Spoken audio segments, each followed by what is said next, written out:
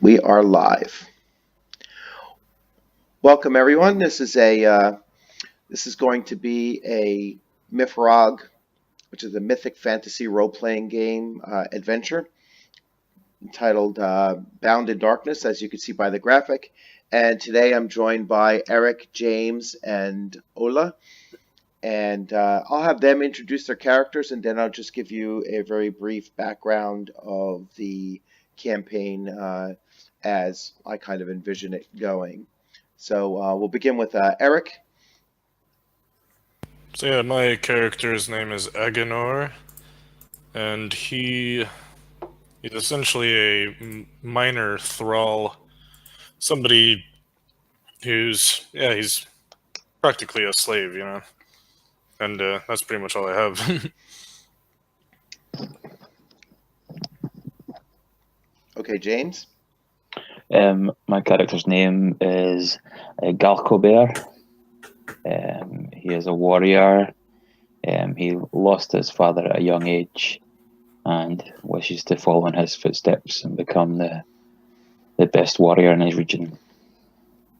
Okay, and finally Ola. Yeah, my character's name is Brynjulf.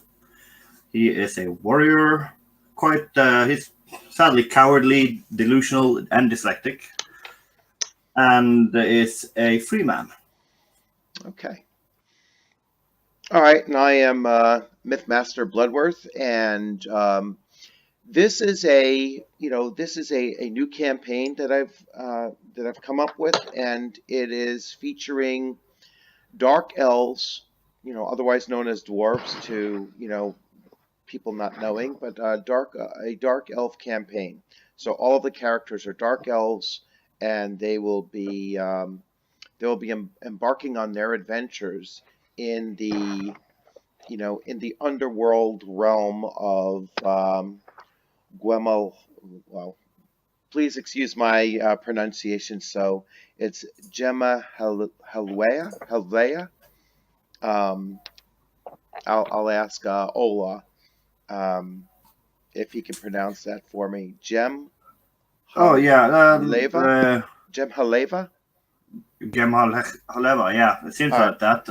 So it's like Gem Haleva. All right. I might be completely wrong though. I don't know the word. It's probably better than me. So, all right. So what I did for this campaign is that I kind of created a house rule for Dark Elves as a playable race, and then they went through the process. The players went through the process of generating their characters using as close to the rules of MYFAROG as we could. So they have special abilities, which is something I didn't mention. So all the characters have Etnai and Troll Nose and immunity to sleep as as racial traits. So you all have those, and when those come into play, I'll explain them to you, the actual rules for it. Basically, it's underground vision, even in total darkness, and your troll nose allows you to smell human blood or ores, from a distance determined by whether you have a front wind or a back wind, and how far you are from them, whether or not you could smell either of those two components.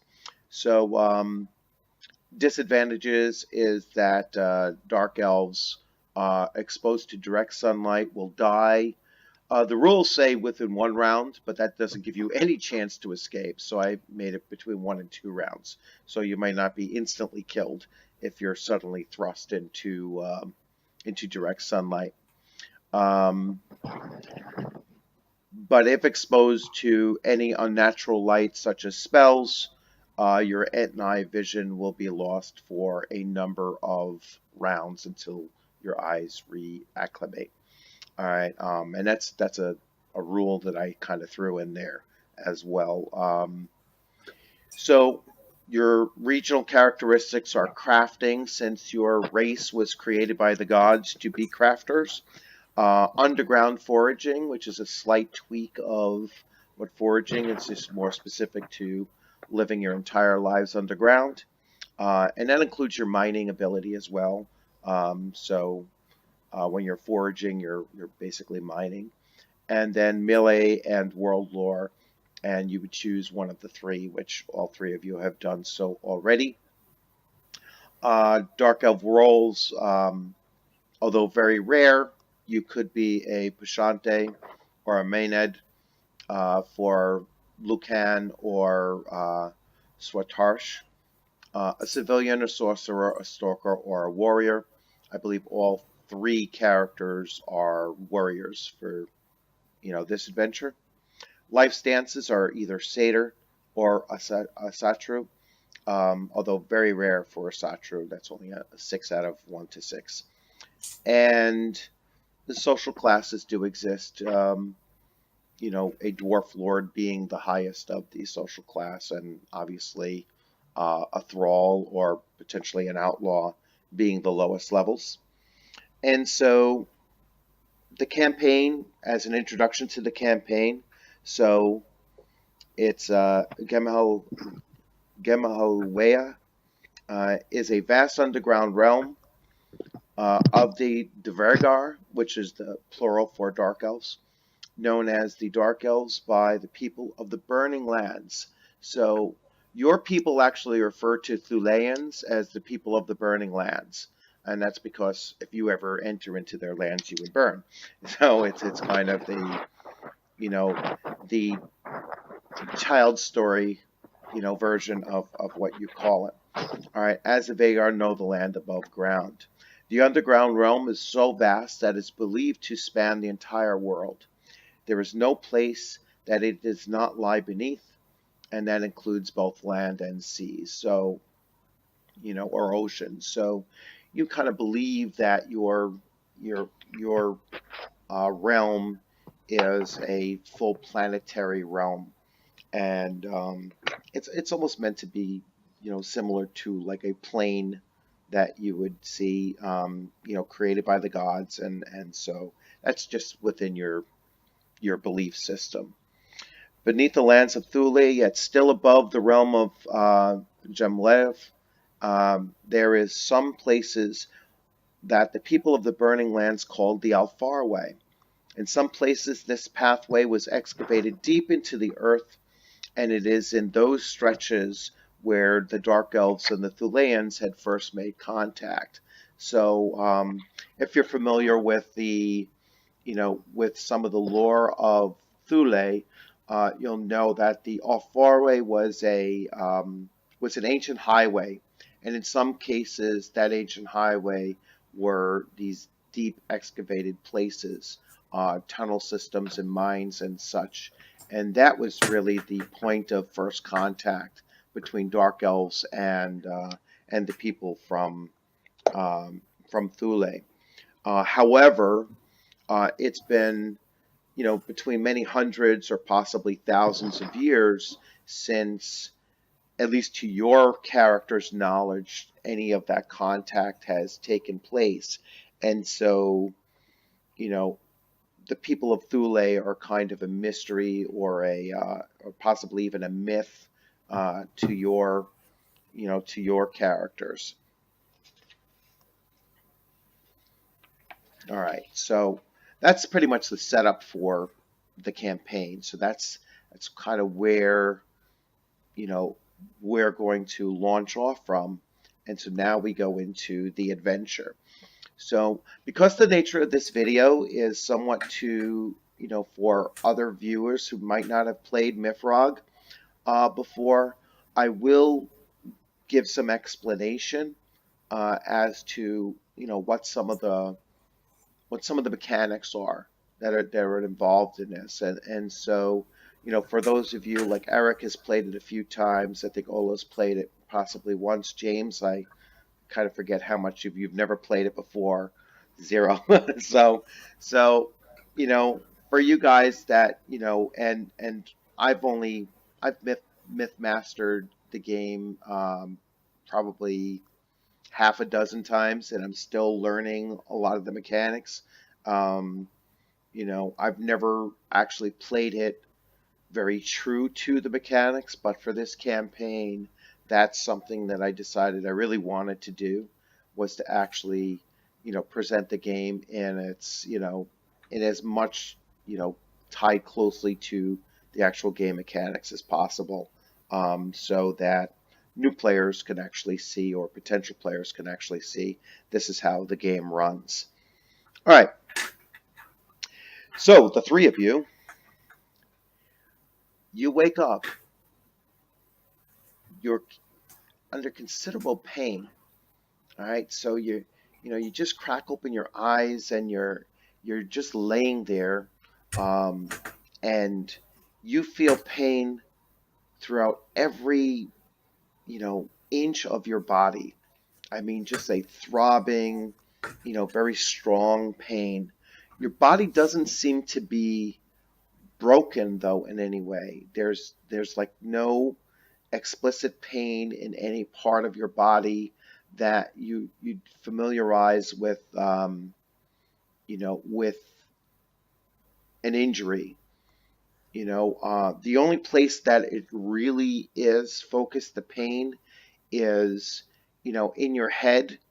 And so it's certainly the amount of pain is disorienting you, behind your eyes. So in your basically in the higher nerve centers of your body, you really do feel this, excruciating pain. All right. Even though you can see, your vision is very blurred, and it's to the point that, even in this total darkness that you kind of sense that you are in, it's almost like the pain that you would suffer from, a bright light. And so your etni is still limited, in this state that you currently find yourself in. Okay, so,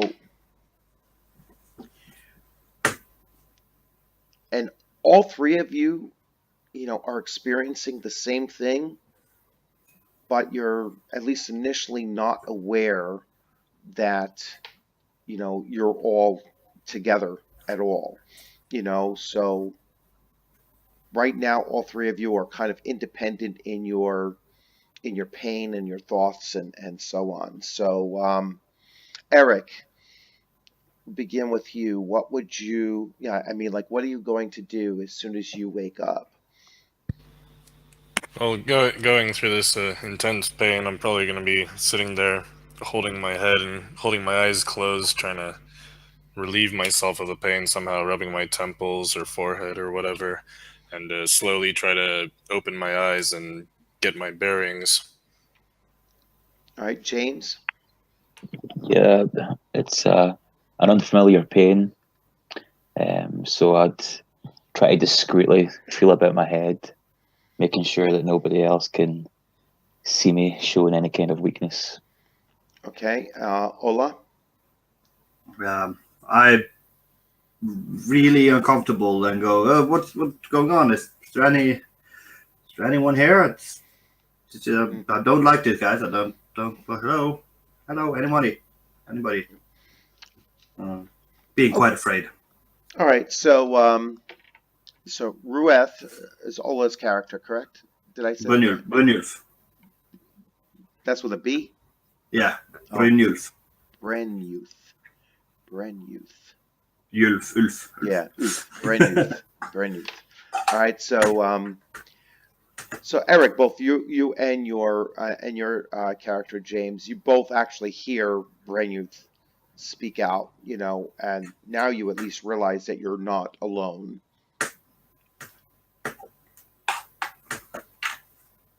I'm going to try my best to, I'm going to open my eyes and try to identify my now new companions.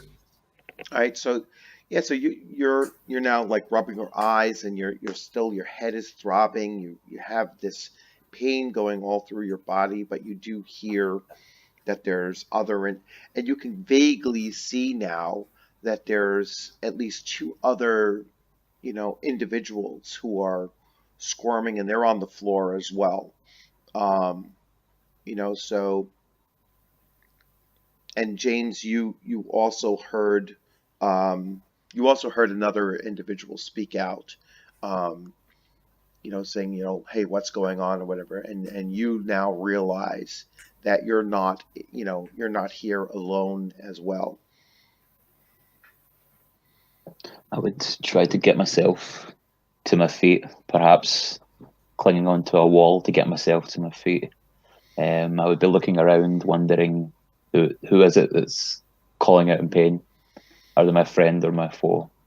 Right. So you crawl, you crawl a short distance, and you start to feel that there is a wall here, and you start, use your hands and everything. You do climb up to your feet, and then you kind of like bend down a little bit, like holding your hands on your knees, still trying to stabilize yourself, a little bit, because the intense pain is like one of those like kind of throbbing headaches that brings you almost to nausea, and so that's the condition that you're currently in.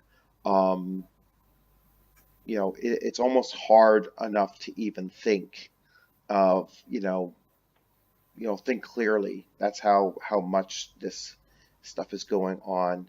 Now, Eric, your character's skills are, your trained skills are what?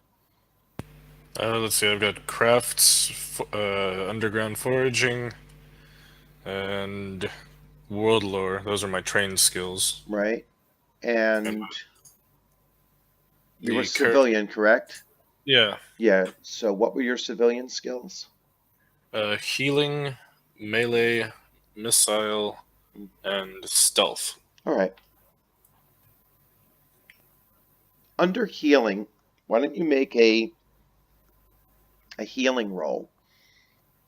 And this is going to be, and for other characters out, other players out there, potential players out there, um, skills that are used use a difficulty setting. So the player will roll 3d6 plus any modifiers they might have, and then try to match or beat the difficulty setting. So this is going to be a healing difficulty of 8. So Eric will roll 3d6 plus any modifiers, and hopefully you score higher than an 8. Yep, I've got myself a 13 plus 1, so 14. All right, so a 14.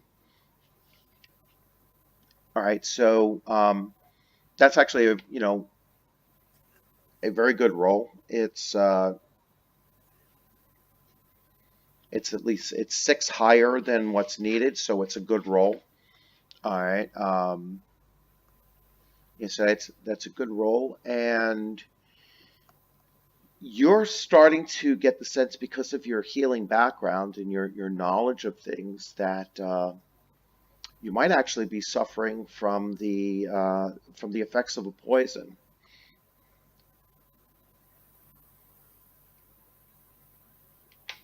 Would I be able to identify what type it is, or just that it is a type of poison? Yeah, you're thinking it's a type of poison. You might not be sure, what kind of poison, and you don't have any memory, and it's just because you're having a hard time concentrating because of the pain of, how you might have,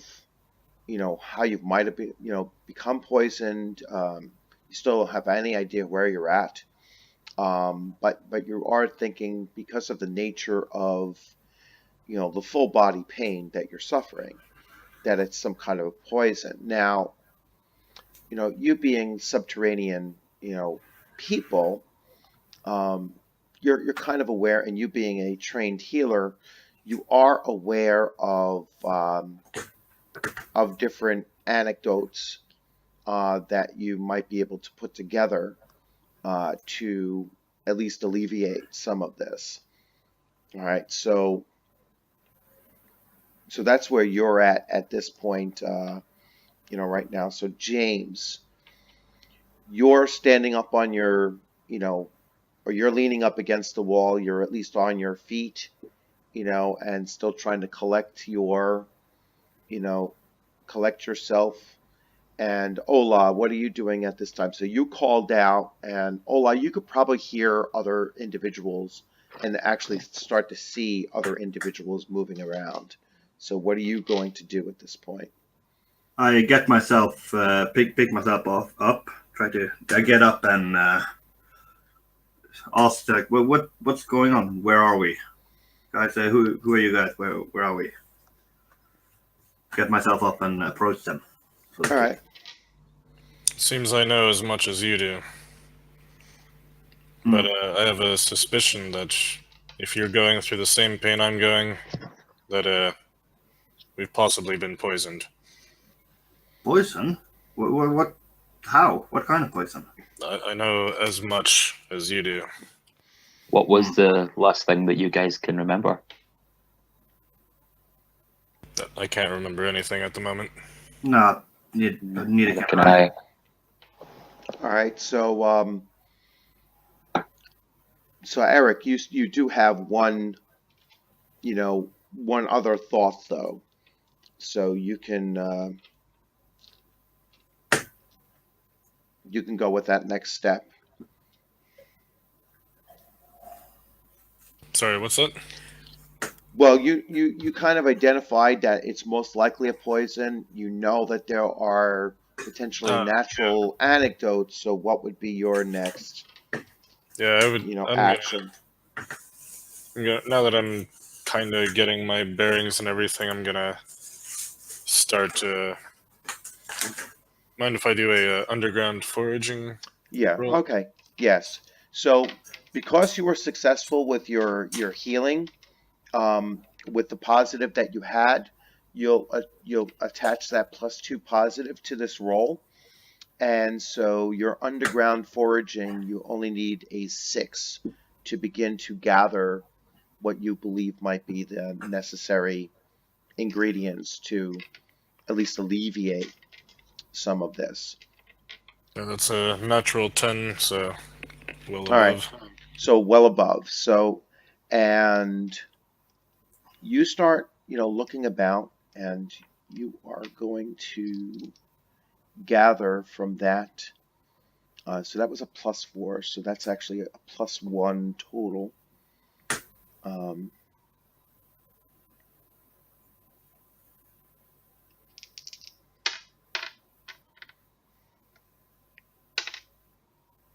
Okay, so you actually gathered in that one. It took about 3 rounds to gather up enough for what you believe might be 4 doses of what would be needed. All right, and you can now apply your healing skill to yourself and the other 2 if you wish. Yeah, I'm gonna first try it on myself, and All right, with and if it works with a clearer mind. and you're going to have an additional +1 to this due to your ability to your underground foraging was better than average roll, so you actually found decent quality materials for your anecdote. So your healing will be at a +1. So you have a DD of 7 now, so a difficulty level, your roll of 7. That is 11 plus 1 plus 1, so 13 total. All right, so 13 total. So, all right, you have successfully applied the antidote to yourself. And now the other 2? Yeah, I'm gonna look at them first and judge their character. But yeah, I'll just heal them. Let's see. So the first one I'll try on Ola. That's 7, 3. So that's 12. Okay. And then the second, that is 13. 13. Okay. So you give the antidote to yourself and the other two, and within 2 rounds, your vision is restored and your pain has subsided. So now it's just the three of you standing there, and you can clearly see several things now, and your cloudiness has disappeared in your heads. And I'll let you take it from there, Eric. You could begin with what you're going to say and do next. Well, I think that we should figure out where we are and hopefully how we got here and why we got here. Okay. The where you are is a world lore check, and so you can all make a world lore check at a difficulty of 8. So roll 3d6. World lore is an intelligence-based skill. Let's see. World lore is intelligence-based. If you're unskilled in it, it will be at a -5. If you have any intelligence modifier, that will be applied to your rolls. So if you're untrained world lore, it's -5 plus whatever intelligence. If you're trained, it's a 0 plus whatever intelligence. So we have, do we have world lore as a? You may have if you chose that as one of your 3. Yeah, I did. You but did? that's trained, not class roll, right? I Right, think so it's trained, yeah. All right, yeah. So that would be 13 plus my intelligence, which is modification, which is +1. I Yes. have 14 intelligence. So it's a 14. yeah. All right, so that's a good roll. I've got a 12. 12 plus. All right. I also have a 12 in total. All right. So Ola, actually, you're like either the fastest or the clearest on where you're actually at, and you're pretty sure that you are in the Alfarway. So you're in one of those Thulian excavated, tunnels, and somehow you're here. And you also notice as you're, looking about that you're not near one of the usual exit entry points into your own home realm. Your home realm as Dark Elves does have access points to the surface world, particularly amongst the excavated areas of the Alfarway. And the way your people have marked those points is that you've usually, put a cluster of rare metals that your troll noses can, pick up on. All right, and so that's how you can kind of identify, where your entry and exit places are. And so the lack of being able to smell any of that ore, at least nearby, tells you that you were deposited from your home realm and then moved away from one of those entryways. Do we know each other from before, or are we like in the game? You're all of the same tribe, and but your homeworld is kind of like, it's not like clustered like like villages would be in the Thulean world, so tribes are very, expansive in distances. And so, but you are of the same tribe. You can see that you normally wear pendants that mark your social status, and all of your pendants have been removed. All right, which means, in your culture, which means that you have been outlawed for some reason that you still don't know. Okay. All right, guys. It seems we're far from home. We're in the Alpha Way. This is I don't know. I do not know how we got there really. Also, where is our pendants? Are Like we you- outlawed? Like, are we Yeah, outlawed? What's yeah. going on? Yeah, I still know just as much as you do, but I think we should investigate. Yeah, I agreed. I agree. I Okay. agree. We have to find out. Perhaps search for some clues nearby. I'm gonna say that we should pick a direction and start moving, but be on guard. Right. So now that you have some sense of where you are, you begin to take stock of your equipment, because the first thing you thought of was, I don't feel my pendant around my neck, and so when Ola had mentioned, hey, have we been outlawed? You start checking about your other belongings, and you discover that you have no items readily available to you. So you have no weapons, no armor, no tools, no supplies. You basically have the simple leather, a simple linen clothing that that you people wear. Um, no other kind of equipment or anything, um, on you.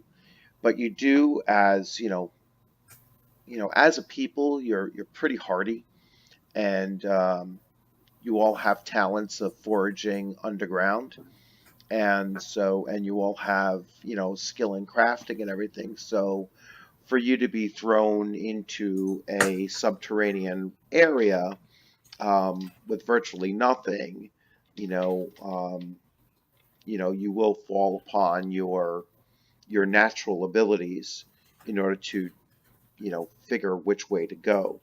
So using your troll nose abilities, you attempt to pick up a scent of auricalum, which may indicate the path towards the deeper depths, or human blood, which would lead towards the surface of the burning lands.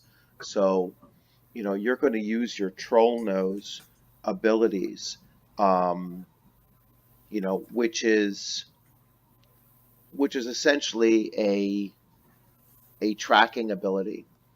All right, Hmm. and so it's intelligence based, and although you don't have the untrained, modifier of a -2 because it's a natural ability, so you could all make a tracking roll. And that's 3d6, right? Yes, 3d6 plus intelligence. All right, I got 13 Got 11. plus intelligence, so that would be 14. Okay, 10. a 10. Okay. You do smell, at least a residual smell of, both um, human contact and those enriched metals, or natural occurring metals in one direction. All right, so you kind of pick up on the scent of both, leading in one direction. All right, guys, we should go find out. But I think one of you guys will lead, and I'll bring up the rear guard. Yeah. That's a good plan. Yeah. Yeah, I don't mind being in front, Alright. but let's take this nice and slow, and let's be Oh yeah, that's a really good idea. as sneaky as possible, because either way we have the chance to run into somebody we might not want to see.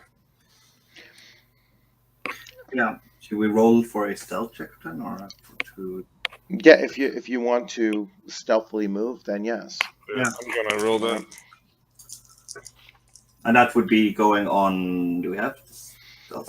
If you have trained stealth, so stealth is a No, I haven't. dexterity. Stealth is actually a plus. There is no plus or negative modifier for being untrained, so it's just a dexterity, straight dexterity roll plus any bonus. 15. 15, 7. 7, 11. 11. All right. So, well, none of you fumbled miserably, and actually, both Ola, who was in the rear, however, though, so it's not going to help very much, and Eric was in the front, so, and he was not so stealthily advancing. So you probably won't come up on anything by surprise, but you are still moving forward, and you haven't made any contact yet. So, following the scent of the ore, although not Auriclium, which you know is a very specific scent, your senses lead you, after about 100 yards or so, which would be, I don't know, European. We Americans 100. use our own It's system. about the 100 meters. 100 About the meters. same as meters. Oh, it's the same as meters? All No, right, it's not the so, same. Close. yeah. Close Close enough. enough. Yeah, so, yeah, you travel about 100 meters, or, maybe a little bit longer than that. And you come across a section where it has been kind of, certainly excavated out into a semi-roundish shaped area. So following your scent, it leads you to what appears to have been a mining encampment. All right, it is long abandoned, and you see, along some of the, the rubble of, both stone and some broken carts. You do see that there's at least two bodies, or but reduced to bone only, of what appears to be top dwellers. All right, you know that they're top dwellers, people of Thule, because your people, when you die, you will, your bodies will disintegrate and form mushroom patches. So you don't leave bones behind. So these are, obviously people from, from the burning lands, or at least the corpses of them. And these two bodies lay amongst the carts and various other types of equipment. Among the shattered remains, you discover common but time-worn tools, such as pickaxes and a few crafting hammers. Most are barely serviceable, their hafts rotted with time, moisture, and gnawing. I'm gonna immediately just, as soon as I notice like any pickaxe or anything, being that it's my most familiar tool, I'm gonna kind of scurry on over and try to find the best one. Yeah. So you start looking, and there's, it's not the heads of the tools that are the real problem. It's finding it's finding a haft that is, the real, the real challenge here. Finding one that is in, serviceable condition. And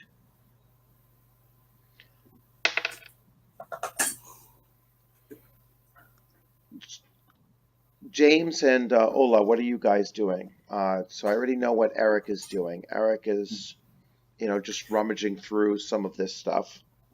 I go and try to find something to use as a weapon. Okay. Something that is preferably quite heavy and hefty thing with my strength that I can wield it. Okay. And do I have to do a roll on crafting? I have because I'm if I find something, do I have to roll on it? Yeah, you could roll it. You can make a crafting roll.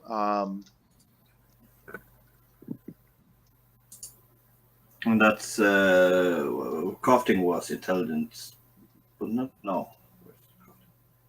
Sorry, I'm a bit. Crafting is your crafting is going to be intelligence. Yes, it's a -5 for untrained, but since you're trained or you have it as a local skill, so total of 12 then. Total of 12. All right. Mm-hmm. So 12. Let's see. You find. Where is it? There it is.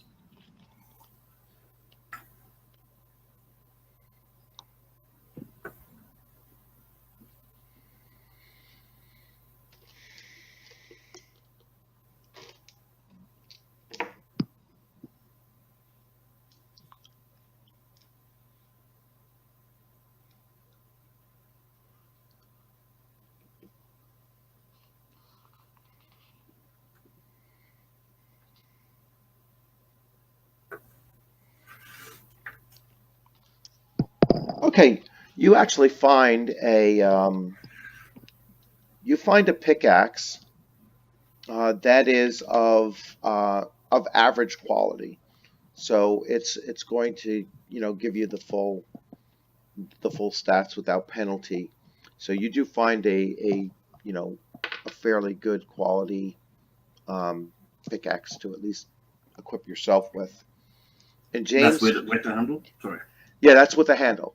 Yeah, so you found one that is of good quality, and it's held up over time, so it's still effective. Whilst Ola and Eric is searching, I would go to another area and search for something I could perhaps craft into a spike or a spear. Okay. I have foraging and crafting. Right. So you can forage because you're looking for something a little bit more specific. So you can make a foraging roll. Okay. Is it 2 or 3 on that? Is it? It's a 3d6, and your rolling foraging is a intelligence.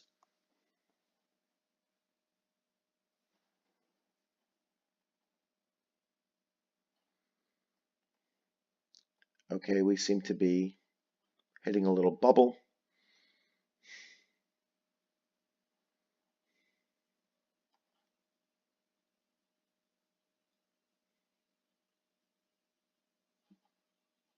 Everyone lost connection for a moment.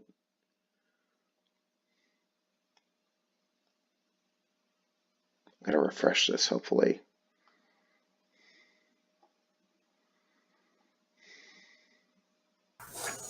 Okay. Yeah, we hit another one of those little bubbles again. So. Yeah, I think they're on a quick break, so they should be back in a few minutes.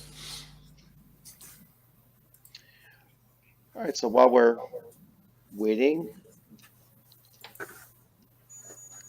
So for those that are watching, you can see that there's a variety of skills that the players can think about using and use to do various things. And what's great about this system is that it isn't just one skill to accomplish a task. They might use different skills and they might have different difficulty levels based on those. But that's something that a GM or Mythmaster should keep in mind is to anytime you present the players with a challenge, you give them different skill sets that they might think of using and allow them to use a different method of accomplishing the same task. So All right, so James, you were doing a foraging roll Yeah. before the server hiccuped. So what was, did you do that roll yet, or? Yeah. All right, so what? Rolled a What 12. 12? Okay. So yeah, you find the materials that you think would make a spear, um, and now it's just a crafting roll to bring that together.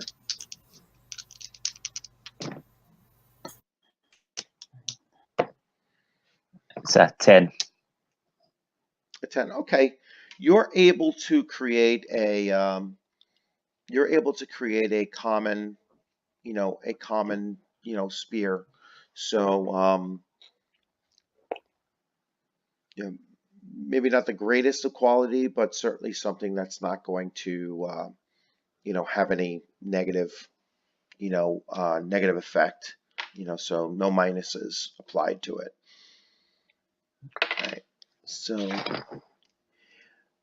you spent about 15 minutes or so just searching through and rummaging through some of this area here, and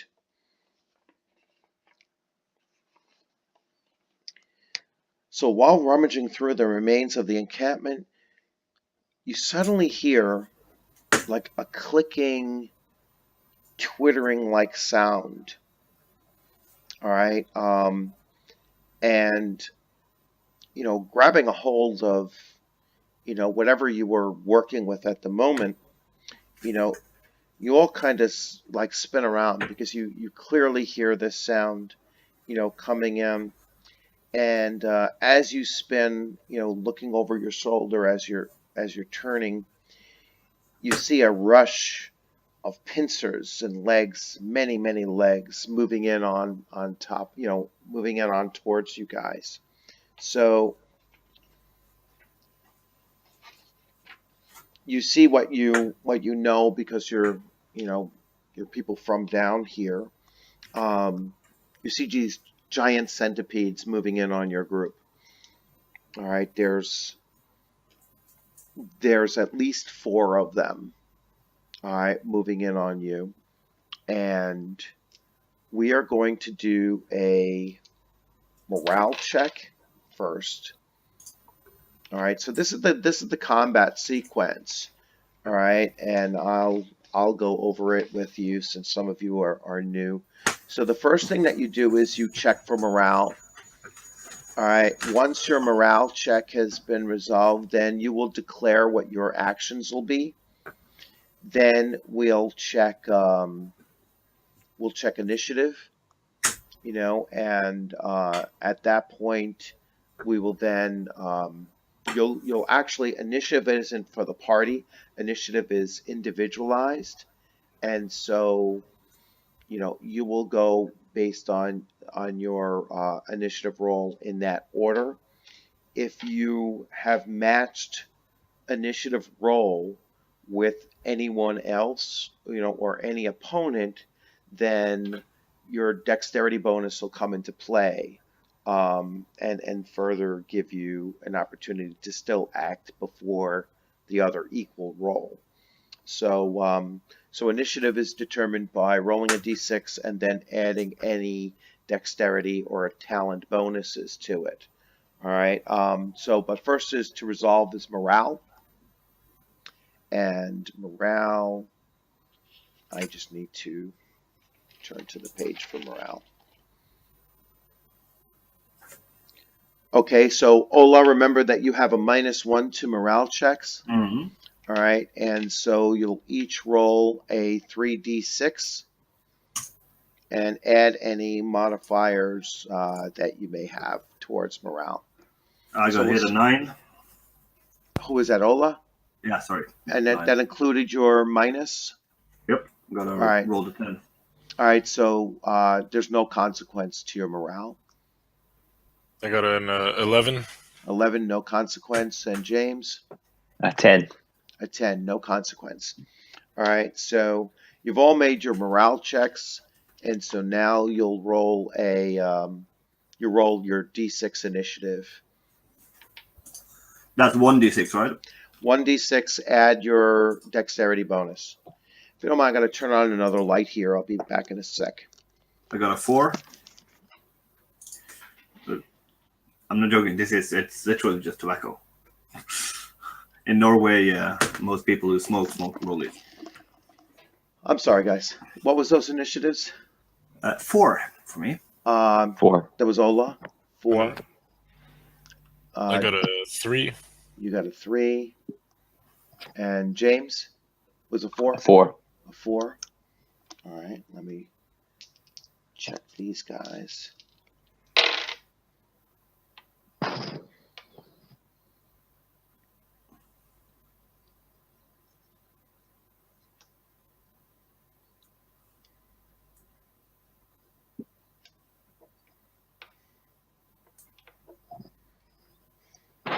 Okay. All right. So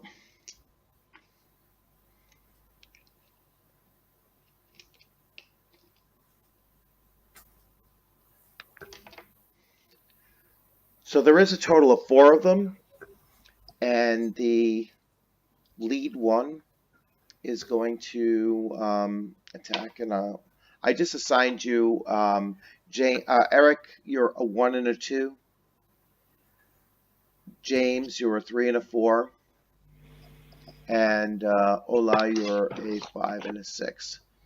That's just for this round, because I know James, you kind of get the raw end of the deal because of the average. But the one acting first is on Eric. 1 second. What was the 1 and the 2 for? That's just to determine which, who they're attacking. Okay. So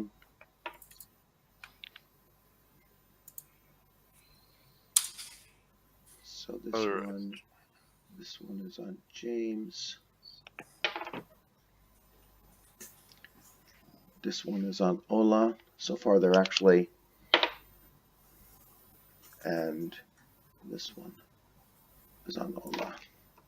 All right, so there's actually 2 on Ola, and then the other 2, James and Eric, you have 1 each on you.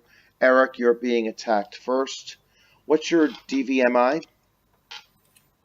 1 moment. It is 12. 12. All right.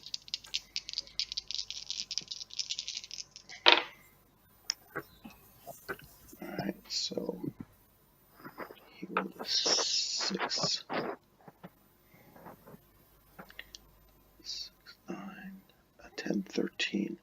All right. So he hit you, and he hit you for D6. So, and Eric, what's your hit points? 13 total. 13. And James, your hit points? 17. And Ola, your hit points? 18. 18. All right. So, to you, Eric, it would have done a total of 3 points. It just barely hit you. And so it only gets half damage when it just barely hits you. And then your toughness, your natural toughness comes into play. So that's -2. So it did 1 point of damage to you. All right. All right. And what's each of your staminas? Mine should be 9. Yours 10. is 9. James, Ola, yours is 10. And James, your stamina? 10. Is it 10? That meant your stamina points. I'm sorry. I should have. So it's probably 10, 11, and 11. Correct? No, mine's stamina Oh. points are 9. Oh, My stamina point is 10, yeah. okay. Okay. All right. So this is your first action round, by the way. So you all use one action point during this round. So the first one hit.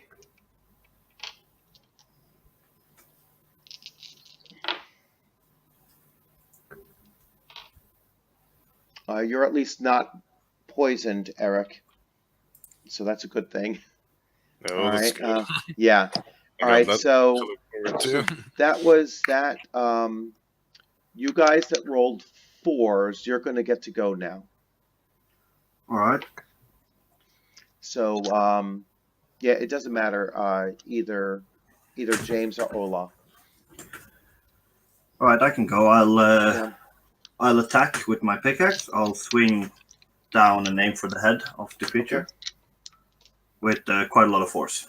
All right. Let's just say that. Yeah. So you're a +5, so you're going to add 5 to your DV. To your OV-ME. So Yep. your roll. Yeah, I roll that. How do I do the roll? Sorry. Yeah. That's a 3d6. Yeah. 3d6. Yeah, 9 plus 5, so I'm at 14. A 14. All right. A 14, and you needed to hit an 11. All right, so you needed to hit an 11, so you're +3, 3 above. You're going to do +1 damage. So a pickaxe is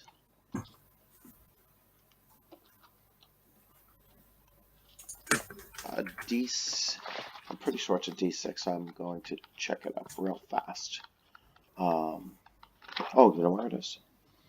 I think it's here.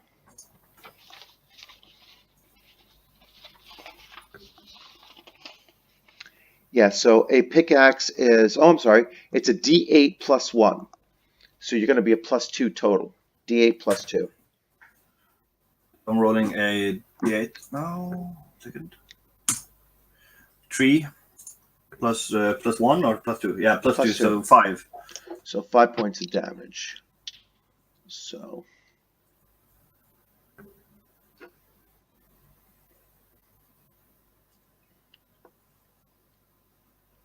All right. They're kind of tough skinned too, so when you hit it, it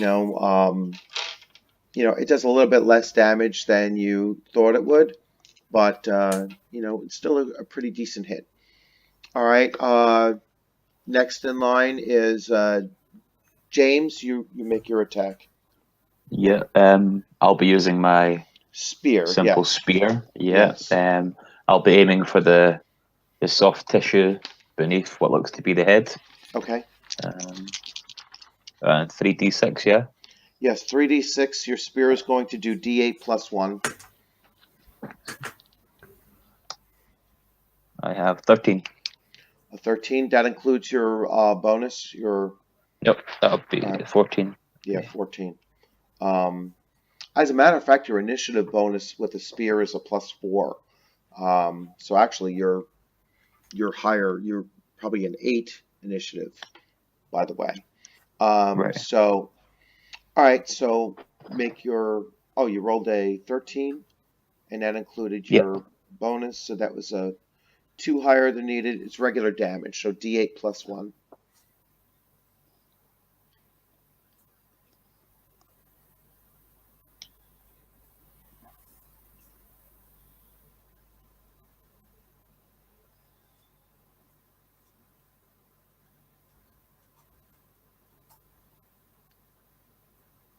James, did you?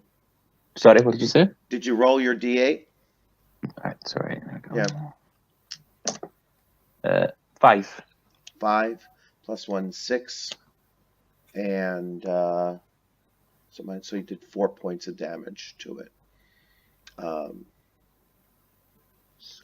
right. Next is James. You'll attack. Not James. I'm sorry, Eric. Eric, you get to attack. Oh, Eric. Yeah, I wanted to check.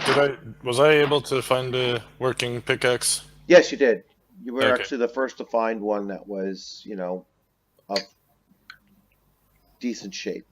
All right, cool. You know. So I've already got these stats ready Yeah. in front of me. So I'm gonna attack at the one that attacked me. Yeah. So let's see. 11 plus my. Let's see, I'm using pickaxe.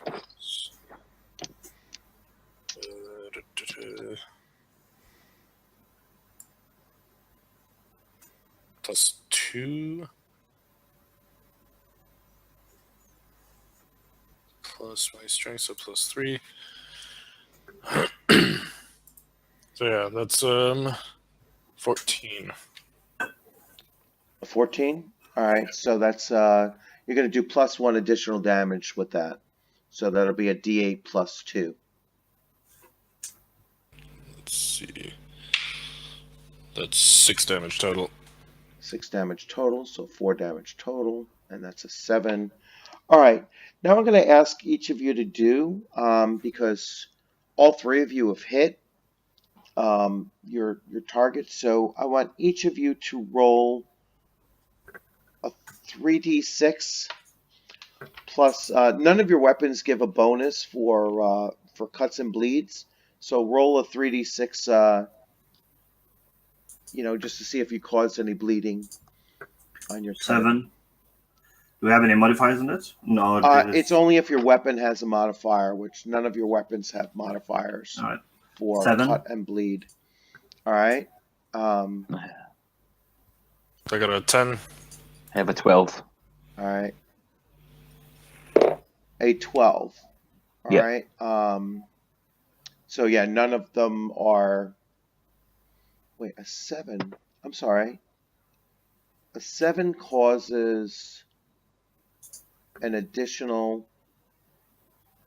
point of. It causes an additional point of bleeding. So who was that rolled a 7? Ola? All right. So actually you did an additional point and it's bleeding. I don't think this is going to last 10 rounds, but it's in the rule. So, all right. So bleeding 10. So now we're at 9. All right. And their next attack would be on, it'll go James and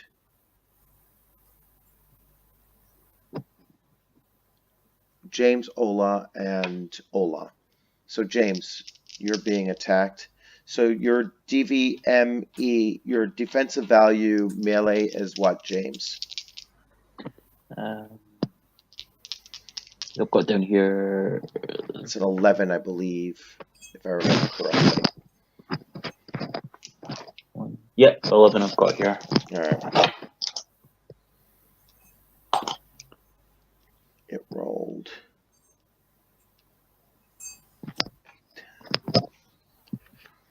All right, it did a regular hit on you. All right. It only did 1 point of damage to you after your toughness. All right. And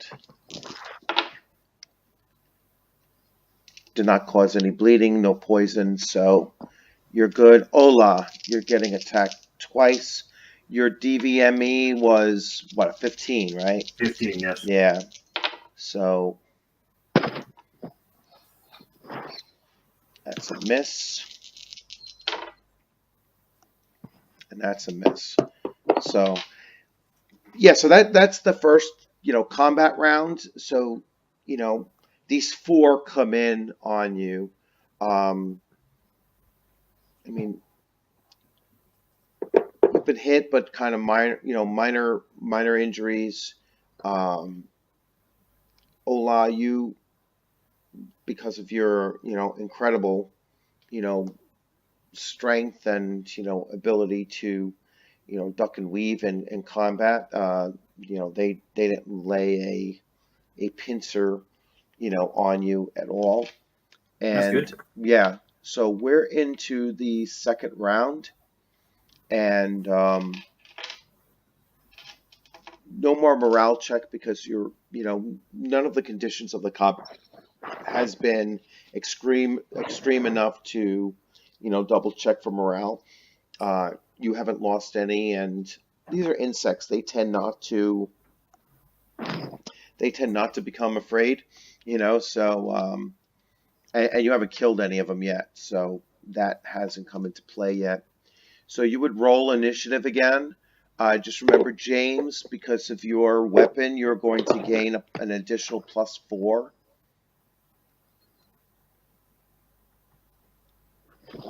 Okay.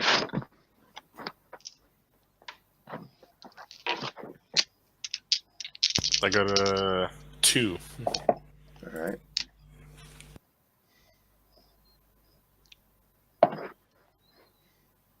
Three. Oh, wait, we're rolling initiative? Yeah, Sorry, I thought. Oh, 2. you got a 2. Mhm. All right. And yours, James? 3. A 3? Well, Yeah. plus your bonuses, so that would be at least a 7, if not. Yeah. Yeah, so a 7. So you're going to go first. Then 2 of the centipedes will go next, followed by James, followed by Eric. So James, you're going first. Okay. So you make your attack. I rolled a 9. A 9. All right, so yeah, that actually misses your, misses the centipede. So you lunge at it, you kind of barely missed it. That's a 9, straight 9, or any bonuses? Let's see.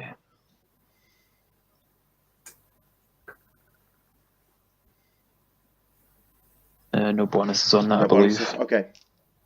Oh, I thought you were a fighter. Sorry, yes, I am. Yeah. So, and you took fighting. Yeah. So you have a +1. A +1. Sorry. Well, there you go. 10. So a 10. 10. That'll be. Yeah. All right. And you have no strength bonus. The strength is +2.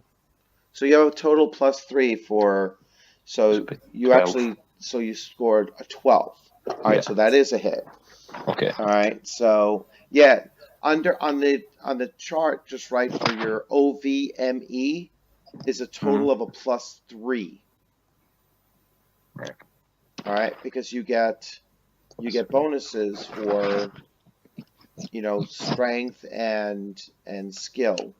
Right. All right, to that. So all right, so you hit. So your D8 +1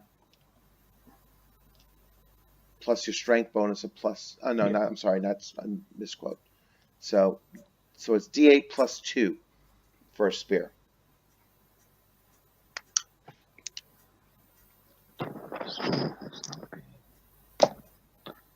6 plus 2, so 8. 8. Okay. Yeah, you pretty much you thrusted it, like you gave this thing a good wound. I mean, it might have even lost a leg or two, in this thrust. You gave it a decent, real jab, so it's certainly wounded, not dead, but certainly, very wounded. All right, and that will impact that. Next in line is the other one that is, well, actually the 2 that are on both of you. So, Eric, yours is attacking you. Ooh, terrible roll. All right, it missed you, Eric.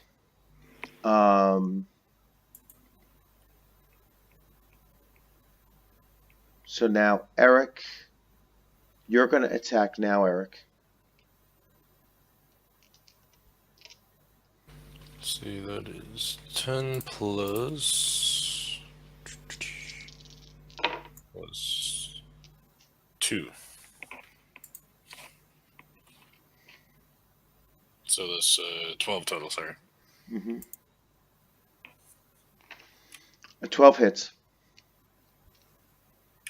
Alright, let's see. And that is... I'm just at the +1 for the pickaxe right now, right? Okay, yes. Okay, so it's a 7 total.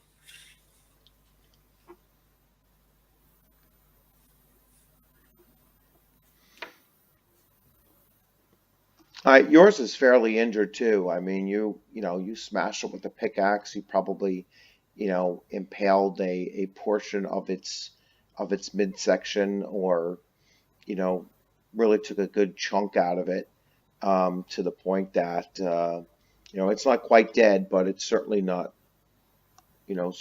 functioning at full capacity.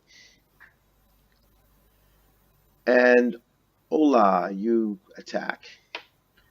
Do I have to attack, or can I take another action? Because I'm facing 2 of them. I would like to try to position myself in a way that only one can come at me at a time. Is that a possibility? And during the system, or would that be just messy now? Yeah, it would be. I mean, it's considering how hard, like, you realize that it was for them to hit you. All right. Yep. Yeah, Just you might check it. consider, and the fact that you hit them, pretty well. I would go with the, trying to debilitate one of them first. All right. I'll attack the same one I attacked earlier Yeah, to try and finish yeah. that one off. And then my attack roll would be. Sorry, I forgot this again. What the number should It's be. going to be +5, so it's 3d6 +5. Yeah. Fair enough. 20. 20. All Yeah. right. That is an exceptional hit. So you are going to add an additional +8 to that roll, to your damage roll. All right. And then my damage is 1d8, right? It's 1d8 +1, correct? So 1d8 +1, so +9 total. So a d8 Okay. +9. Well, then it's 10. I have rolled a 1. All right, so you did 10 points of damage, and it absorbs 2 of those, but you still brought it to 0. So you killed the one that's on you. All right. They attack.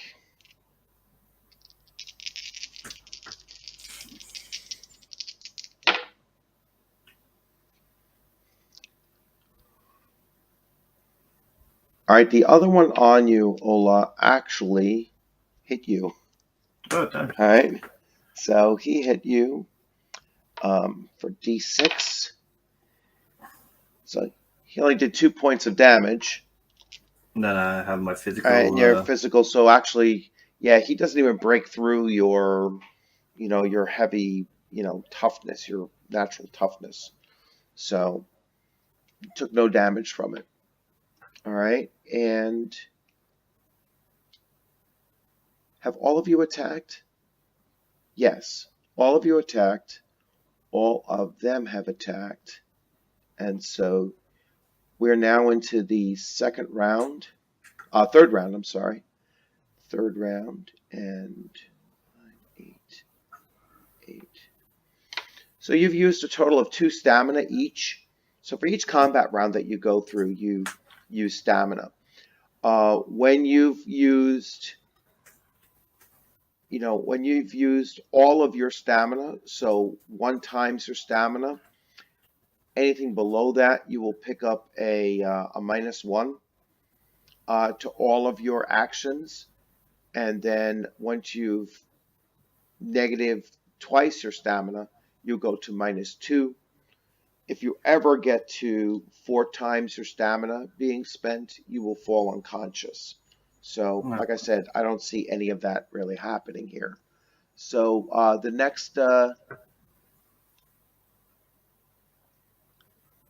the next action is initiative. So, yeah, because they've all attacked, you've all attacked. So, initiative. 1d6, right? Yeah, 1d6 plus dexterity. I've got a 5. Yeah, right. 5 at me as well. All right. Rolled a 1 dice. You rolled 1 die? 1, yeah. All right, so it's a total of a 5 because you're using a spear, which gives you a +4. All right. So, let's see. There's only 3 of them left. So they rolled a 1, and a 6. So on Eric, yours rolled 1. On James, yours rolled a 1. And on... Oh, wait, how did I do this? Oh, sorry, wrong. No, on Ola, it's a 1. On James, it's a 1. And on Eric, it's a 6. All right. So, Eric, yours is going to go first. And Eric, your DVM, your defensive value melee is what? It's let's see. It's first. 10 plus Plus 1, Yeah, so it's 11. 11. All right. All right, so 9, 14. All right, it was actually a good hit. So it did a total of 4 points of damage, so -2. So you are down to 10 hit points, I believe, correct? Yep. All right. And let's see if there's any poison. Nope. Any cut and bleed?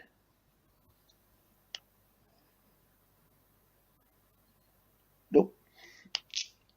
All right. So it attacked you. You guys now attack. So, Ola, I think you were the next. Yeah. So, Ola, you attack yours. Yours is completely healthy, unwounded. And that's my ME plus, yeah, right? So Yeah. 16. You rolled a 16? All Yeah, right. 3d6, 11 plus 5. All right. So, And I got the fighter talent, but that is already added in my ME. yes, right? that's added into your ME. So, a 16 is still a very good hit, so it's going to be +4. So, D8 plus 5 total. All right. 7. 7, that includes the 5? Yeah. All right. I rolled it. So that's actually 5 points. So that's going to be 6. Okay. And James, you can make your attack. Okay. So 9, 12. I have 12. I rolled a 12. 12. All right. So that's a hit. Oh, plus anything? My OVME's got a +3 to it. Oh, so you rolled a So that'd been 15. 15. Oh, okay. All right. That's a difference. So it's a good hit. So it's +1 to damage. So you're D8 plus 2. 2. 2? Plus 2, All right. 4. Well, it only had 1 hit point left anyway, so as it was like kind of still staggering around and squirming around really at your feet, you just impale it, boom, and kill the thing. Yes. So, and Eric. All right, let's see. Ooh, that's not nice. That's a 5 plus 2, so 7. All right, so a 7's going to miss. All right, and now the last one on Eric. because he killed it. The one on Ola and the last one on Eric attacks. So Ola with a 15, it missed you. Eric, your your ME is 11. So, oh, it did hit you again. 12, 13, 14, 15. That's a good hit. +1. 6 minus 2 is a 4. All right. It did 4 points of damage. And, 10. No effect, though. So it did 4 points of damage to you. That was even after your toughness. So it does get, a pretty good bite into you. All right. So your leg is, a bit, bloodied, from it. So it does cut right into your skin there. But, and Ola's missed you. So it is the next round. So I'm looking at the character sheet. I'm at below half health now, so I'm seriously injured. I have -1 modification to all skills and cannot dash or sprint. Okay. All right, so you're at -1. And you have 6 stamina, 6 hit points, -1 overall.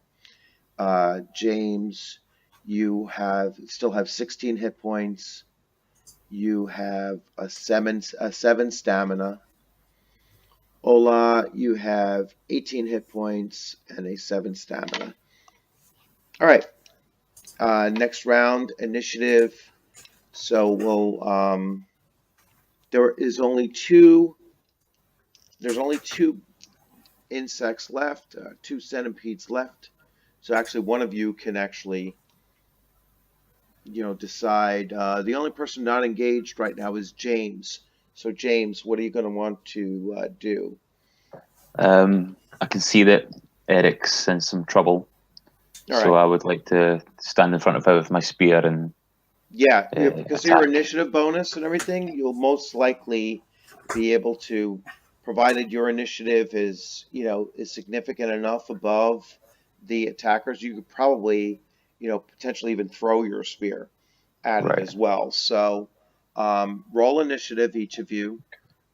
Make sure that Eric, you apply your -1, James, your +4. Okay.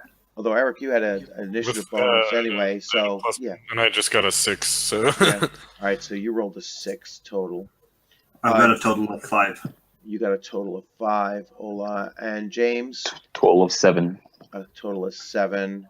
So let's see what these two guys have. The one on Ola had a 5, and the one on you, you, Eric, had a 2. So luckily you're all going to get to go first anyway. So so James, your attack, you're going first. So you're going to, and you actually, because it only rolled a 1, you're actually going to be able to, without having to throw your spear, you could actually move in on it and attack it directly. Yeah. Okay. I rolled an 11. An 11. All right. So that just barely hits. So you're going to do half damage. All right. So your regular bonuses. So that's a D8 +1, and then divide by 2.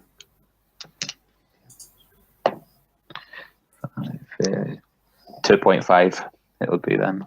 So 2.5. So and it has a toughness of 2. So you actually, technically did like 0.5 damage. All right. So every little counts. Every little counts. You know what? I'm going to keep that in mind. Yeah. Because we'll see. I'll let you go ahead, Eric, and see how you do. So you make your attack.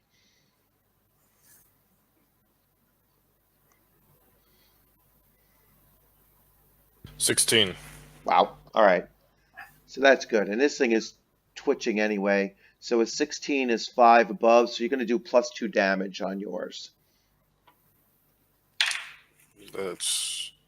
Sorry, you said +2 damage? Yeah, +2 plus your weapon is a D8 +1, so D8 +3. Alright, so that's 5 damage. All right. And so it's dead. All right, so yeah, you put your like James's hit, like, took off another leg, and it kind of lurched off to the side, and then you just drove your pickaxe, its spike right through its head, kind of dug it deep into the stone ground beneath it. All right, and so Ola, you're attacking yours. Yeah. 19, that would be. 19. So a 19 is 8 above. That's an excellent hit. You're going to do +6, so D8 +7. Yeah, plus a 14. So 14. So you obliterated it.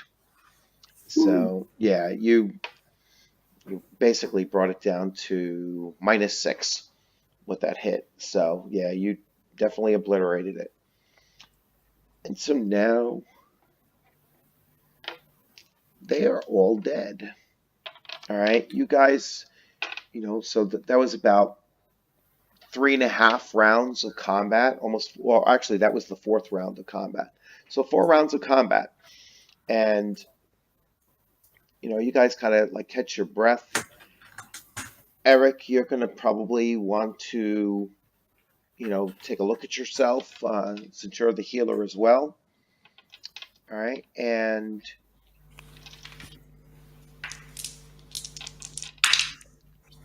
Okay, let's see. Got a 13 for my healing roll.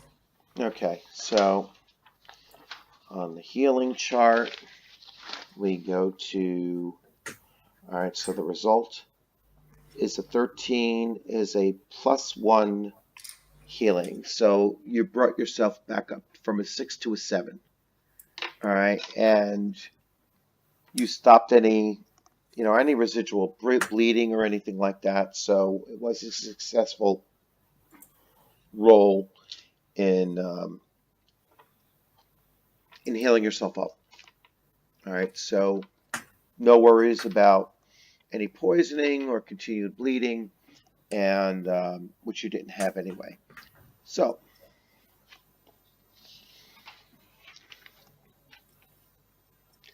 you and your companions have survived the attack and have managed the wounds that you have suffered.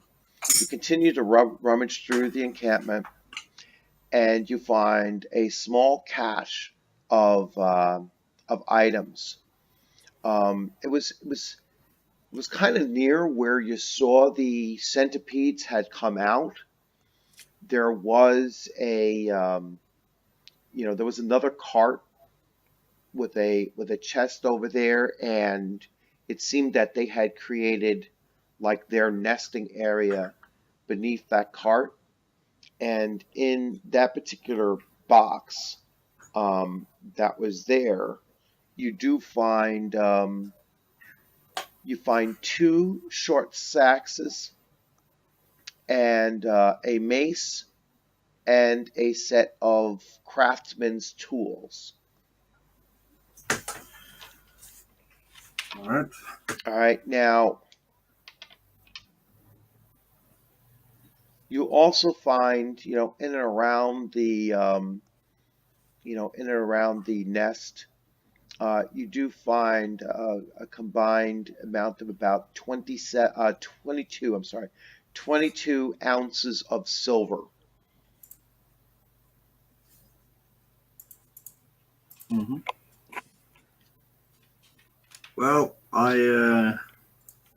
Who notices these things first? My character's greedy. All right, yeah, let's see that. So actually, why don't you all make a foraging roll? Foraging. That would be a 3d6, right? Yes. Plus an Intellect? intelligence modifier. Yeah. I got a 6. Oh wait, no, sorry, 7. You got a 15. So 7, 15, and 12. And a 12. So actually, James would actually find, the items first. Yeah, I think I would have skills in crafting, so I think I would take the crafting tools for myself Okay. and perhaps try to equally share out the silver. All right. Yeah, you could equally share out the silver. It's basically 7, 7 apiece. I would take the extra one for myself since I discovered it. All right. And so the 2 saxes and the mace. I would take the mace if possible. It seems a heavy weapon would favor with my strength. Yeah. All right. You okay with that, Eric? Oh yeah, I'm good with that. All right. So Eric, you gain a sax. You gain It's a short 6. yeah. Okay, cool. Yeah, I already got the stats for that one written up also. Right. So, all right. So now you're down here and you start looking over this stuff, and I'll have you each make a world lore check.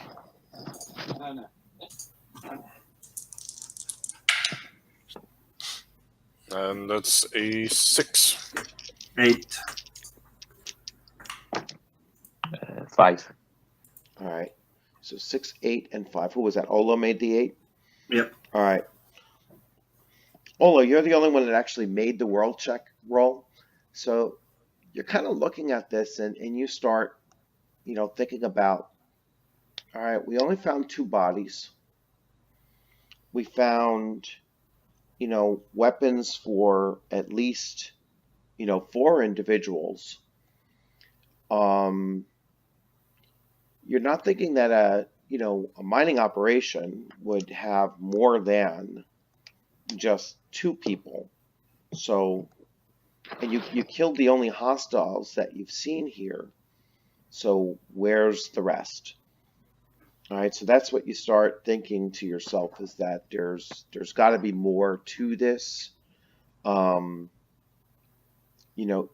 You do see the pathway that this mining camp, probably used to get here, and you see where they were excavating. That's where that's where the silver vein, at least was, that they were tapping into. I mean, you really, being Dark Elves, you really have no interest in, mining that for anything, because it's something that you people mine all the time. What silver means to, people, in Thule, has a very different meaning for Dark Elves who are mining, all the time. So the values aren't the same, just so you know that. So you do just get a general sense that this is not the whole story. All right. There's some missing pieces to this, and really for the entire adventure, there's missing pieces to what happened to you guys, and how did you end up here?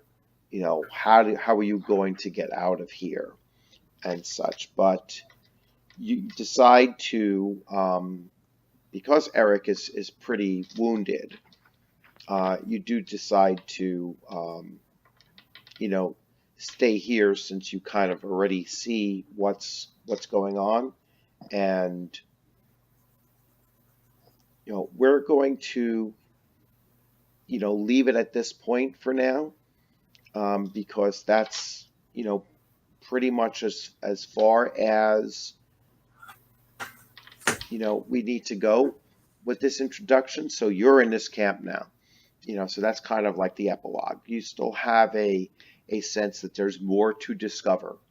You still need to get to know the three of you together as well, to see where you're going to go from here, and that will be for the next installment, the next adventure.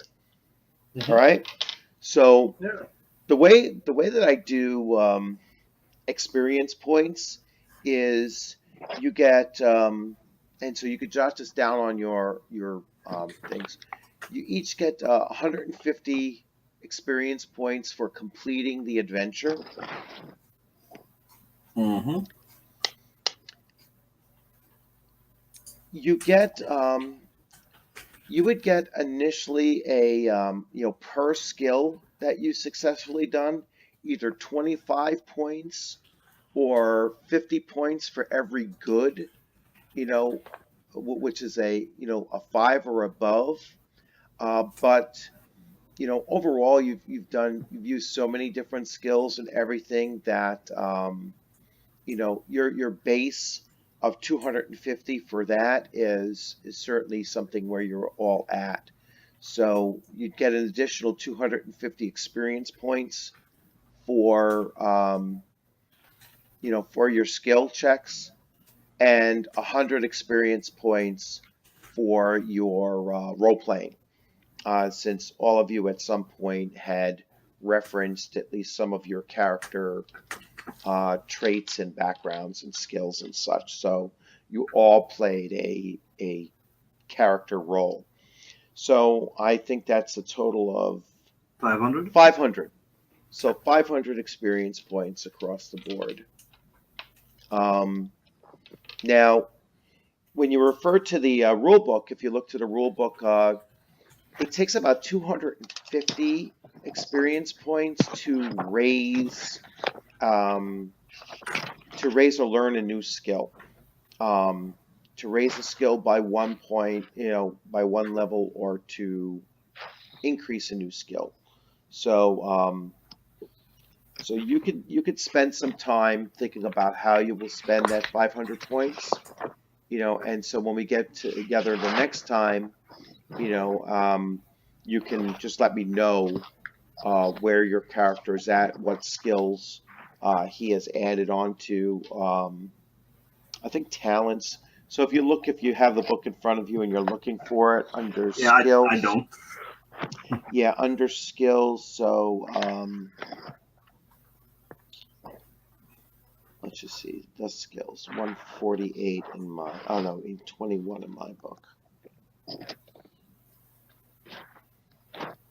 I'm just wondering. We did the skills earlier. I'm not sure if I picked my entire all 3 of them. Right. Yeah. So you can finish that up. Yeah, I'm not sure because I have Yeah. climbing, melee, missiles, Right. and riding, and that um, was the stamina. and yeah, that's all of them. That Okay. because we swapped out seamanship for climbing, Mhm. since it didn't make sense that you would have seamanship. But And world lore I have. yes, you took world lore because you were doubled up in. Well, that was one of your 3 choices. Yeah, because it's the 3 choices I'm referring to here. Yeah. So you had so your 3 choices were underground foraging, Mhm. world lore, melee, and Yeah. I just drew a blank. Yeah, the foraging is a train skill, right? Or a is a regional skill, So the foraging is a trained skill, yes. So you had crafting, underground foraging, melee, and world lore were your choose 3 of the 4, right? yeah, because I don't think I took crafting. Right. No, So I didn't. I think you took foraging, melee, and world lore. All right. One of you took crafting, I know. I took crafting. You took crafting, yes. Yeah. And one of you is a civilian. That's where Eric is a civilian. That's where he Yep. got the healing part in, which is actually very useful that you took healing. Yep. You will find with my adventures, I like to incorporate a lot of lore, and so world lore is is an important skill. But because your characters are kind of as a group pretty well balanced, that's something like you're kind of hitting on all cylinders as far as your skills are concerned. Um, so I don't see, any holes in what your group is bringing to the table. So you guys should be fine as far as going forward. Like I said, I'm kind of heavy on world lore. Healing is always very important for MYFAROG in general. And if you guys like focus on certain things, like Eric, if you start focusing on talents that enhance healing, that will make you a little bit more dedicated.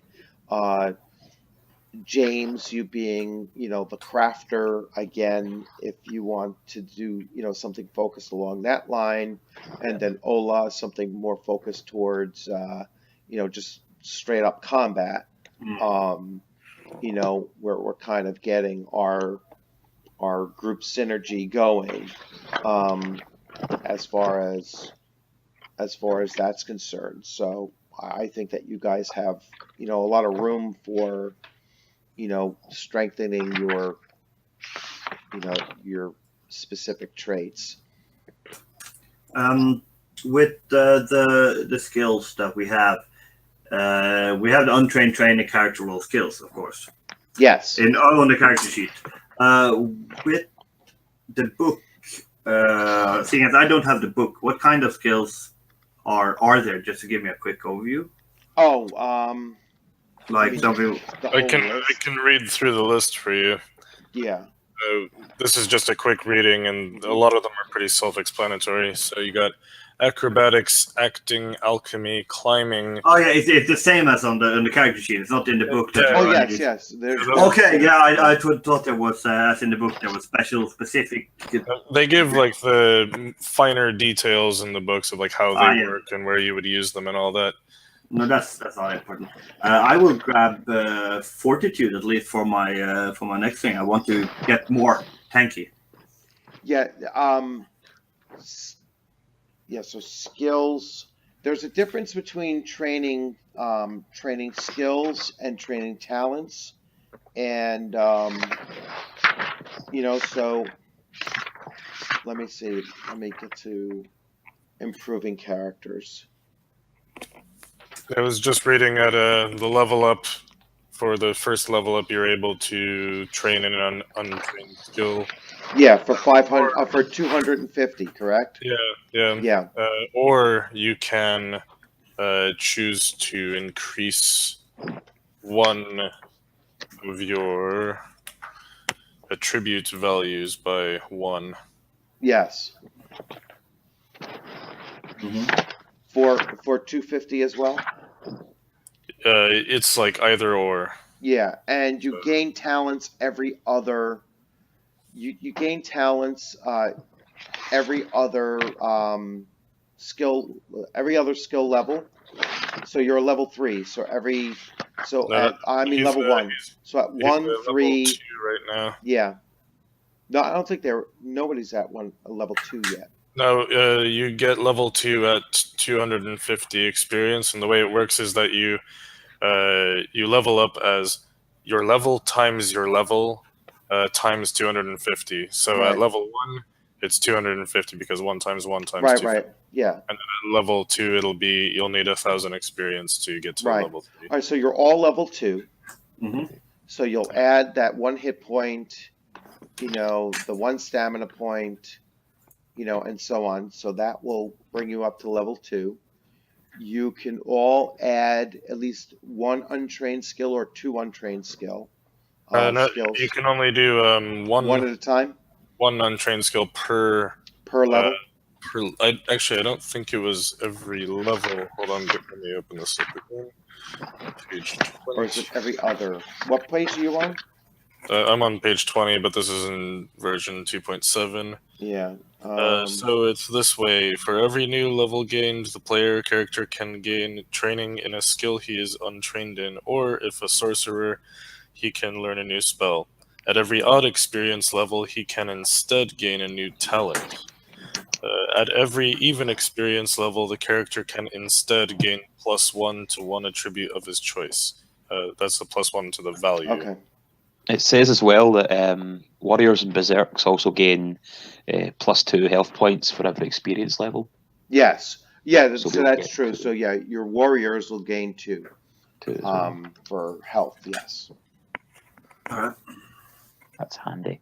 Yeah, no 6. Yeah. Yeah, those who actually write on your player on your character sheet, you can write those as traits in the traits section.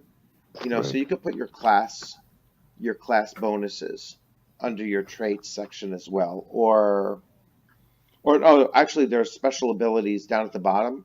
Special abilities and character role advantages. You'd write it down there.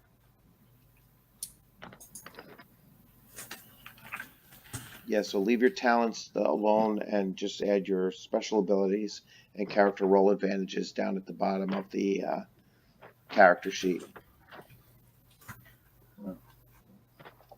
So yeah, so I don't think I completely got it. So when I take a new of my role scale, character roles, untrained, trained, and I can take 1 now as a level up. Yes. Is that correct? Yes. Yeah, Yes. you can, or if you want to, you can increase one of your attribute values by 1. Yeah. Okay, so that would then be a trained, not a character role, or Yeah, trained. Mm-hmm. okay. So if I take now fortitude, will that affect my values or other skills in a way? It only fortitude. Let me explain fortitude to you. So fortitude is for your resistance against spells. Oh. Yeah. It's not for like melee or Oh yeah, fair enough. damage or anything. Yeah. Then I get it. I'm thinking like if you want to increase your beefiness, then I would say you would want to For talent, probably go for what am I here? I'm looking. Under talents, you want to go for But he can't get a talent yet. It's No. level 3. yeah, level 3. Let's see.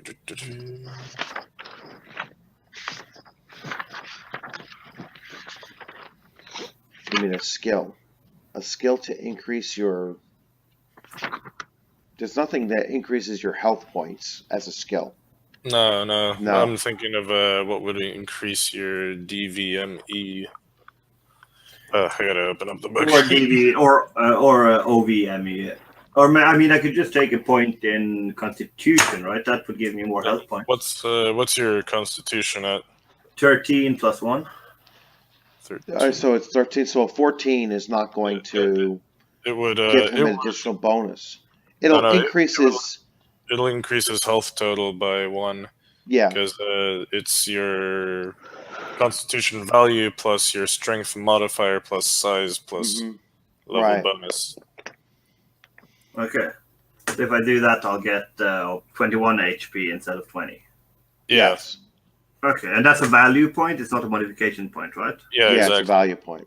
All right, then I'll do that, and then I will have 21 HP and be beefy as a All right. Yeah. Yeah, I went for what did I go for just now? I went for rune lore. Did I have acrobatics included in warrior? Yeah, that's warrior acrobatics. Yeah.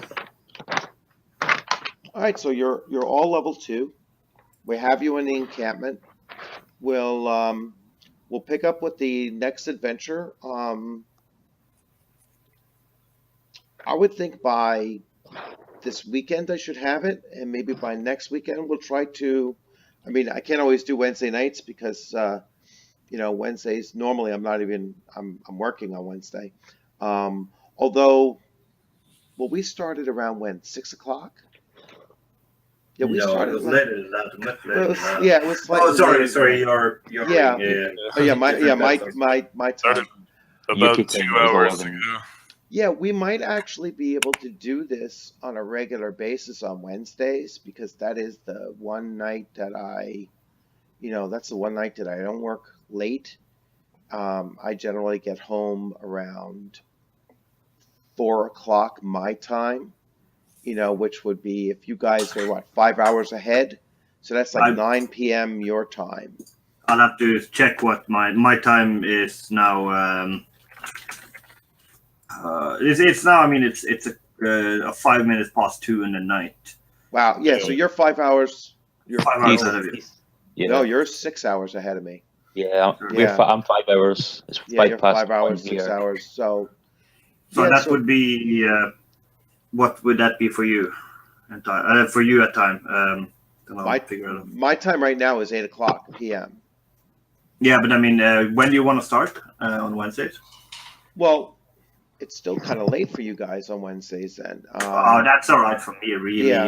I'm I currently injured, so I all right. don't have work. So um so then we could do we could do like 6 p.m. my time, which would be 12, like 11. 11 or 12 your time. Yeah. I'll Um try to. I'll try to make it. I mean, yeah. that is a problem. I mean, my life is kind of Yeah, fucked and at the and moment. how is everybody on weekends? My weekends are they're pretty packed usually because one, I have a drinking habit, and two, I play in several bands, so sometimes I have Right. concerts come up and stuff like that. Okay. It really depends on the weekend, and they're also bad because I run games myself Right. Sundays and stuff. Typically my times are, typically my days are Wednesdays, and actually, probably Friday late my time, um, Friday, Saturdays, and early day Sundays. Yeah, I'll just Well, we'll say keep let's on. let's We'll keep in touch about it. Yeah, Because we'll keep it I'm open for definitely Wednesdays. I'm really All right. interested in this part of the lore, especially the thing I really like about MYFAROG is how it's very open for player and game master interpretation, Right. Yeah. and this is a very it's very ripe for ideas. Yes. That's what I liked about it was that the fact that there isn't much known about the Alfarway and about the Dark Elf, their realm, of existence, and even Thule has a lot of unknown things uh, going on there as well. So I Yeah, think, I've been in games where let's say one of my first straight up MYFAROG games. I think I died in about an hour into the game. We were all pretty much torn apart by skeletons in some castle with yeah, some ancient. Hate when that happens. yeah, Oh yeah, yeah, it's the worst for when you have a hangover. yeah. But the Speaking, second game I played was we were basically just kids trying to find some horses and got attacked by a bear. yeah, yeah. The first I time I played, we got killed. We had almost a full group wipe, getting killed by wolves. All right, and then they just, I mean, it was just like a string of just bad rolls, and we got killed by them. Then the other time that we got completely wiped out was the Mythmaster there threw us against like a freaking like a ruler troll or whatever the hell it was, and it was like, all right, there was five of us, but we had no chance whatsoever, to beat it, and it was like, all right, that's pretty brutal. I had run an adventure where, the characters got two of the characters got killed by ghouls that I created for that story. And, so yeah, the game is very, it is a very brutal game, which brings me to the question I was going to ask you about the about the 2.7. What is the ME of a monster centipede? Let me. The OVME of a monster centipede. Hold on. Let me find the page. Let's see. Animals 100.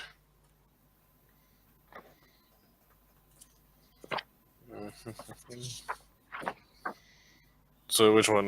Monster centipede? Yeah, that's the huge one. That's Alright, the OVME is plus 10. Yeah, you know what? All right, so now I know where the But difference the is. In monsters, in men and monsters, it's a plus 13, and it's a plus 10 in the 2.6 as well. I'm So gonna yeah, check my yeah, Venom for some reason the men and monsters made it much higher. Men and monsters, it's OVME is a plus 13. Its DVME is a plus 13. Its DVMI is a plus 6. Its size is a plus 8. I think you might have like a. What year was your Men and Monsters? 2016. Mine's also 2016, but my Monster Centipede is plus 10, plus 14, same as in the CRB. Yeah, that's what I'm saying is it's that. So my Men and Monsters, I got just like a weird version of it. So I'll continue. Well, I'm going to actually upgrade to the 2.7. Yeah. All right, and then I will, because I have some of these are older. I don't generally use them, and maybe I'll donate them to a fellow player who doesn't have the game system at all, Yeah. and just send them out. But anyway, well, thanks a lot, guys, and I really appreciate it. We're certainly going to, try to keep up this Wednesday game if that works out, and I kind of like doing these mini adventures. That's why I kind of chunked it down a little bit. And this is kind of in response to a video that Varg had put up on Thulian Perspective. On his YouTube channel, he did just like a PowerPoint like slideshow of an adventure scenario, and all it was the characters running, characters trying to get to a tower before these wolves drag him down, and he climbs up to the top. Only has a couple of arrows. He had barely made his climbing roll, so he lost some of his arrows in order to get up in there. And that was the whole scenario. It was very, very short, and it had all of the elements of the gameplay that make the game, in my view, so exciting to actually play. So with that in mind, I created this adventure, which was supposed to be very short and tie in the different elements of skill usage and danger and such. And really, I mean, Eric's character probably came closest to actually getting injured quite severely in the combat. And it has that kind of a snowball effect. As you start getting negatives and they start compounding, your situation becomes much more grave as things go along. So And there's yeah, permanent damage as well. Like yeah, you can get really screwed. I remember I was playing a game of The Coming. I'm part of a kind of on and off campaign. My character got shot in like the spleen or the pancreas or something. Like just it grazed that organ, and now he has like this permanent negative resistance to poison. yeah. So if this was your first experience, I hope that it was a good experience for you. Thank you guys for joining in. And I'm going to upload this video to my channel, and then once it's uploaded, I'll put it obviously onto the MYFAROG Facebook page, and then you'll be able to see it up on the channel as well. Cool. And hopefully you'll see it on Varg's channel if you're not already following him on YouTube. Yeah. That I certainly, you kind of have to. I mean, his channel is awesome for a lot of things. It's very interesting. I like his history of the black metal in the 90s in Norway. I mean, living in Bergen myself, it's something that I can visit all the sites, and Right. I find interesting. Yeah. So, all right. Thanks a lot, guys. And, you have a Cheers. good rest of the night, or for Yeah. you guys, get off to bed because it's like freaking 2 o'clock in the morning. All right. Yeah. And, Yeah. Work in 6 hours time. Yeah. Can't wait. yeah, it's great playing, guys. Thanks, man. It was fun. Thanks for being overbearing with my newbiness. No problem at all. And not for being having die and not having books, not Yeah. having any, and Hey. only That was the whole purpose of this video, is to get new players playing and enjoying the game. So it's great that you enjoyed it. For me, it was more like a refresher course because I haven't touched the books in so long now because I've been busy with life and other games. Right. Well, same for me, actually. I haven't played it very much in the last, couple months, and I wanted to get back into it again as well. So, all right, and we're just over the 2-hour mark, so that's a perfect length for a video as well. So, Yep. once again, Eric, James, and Ola, thanks a lot, and I should have this thing uploaded by probably like less than an hour. Can you send me the link to your on Facebook to your channel? Yeah, I'll put it on the when I link it to the Facebook channel, the MYFAROG, you'll be able to go right to my channel. Oh, yeah, fair enough. Yeah. All right, you all have a good one. Right, take care. Thank you. All right, Thank you.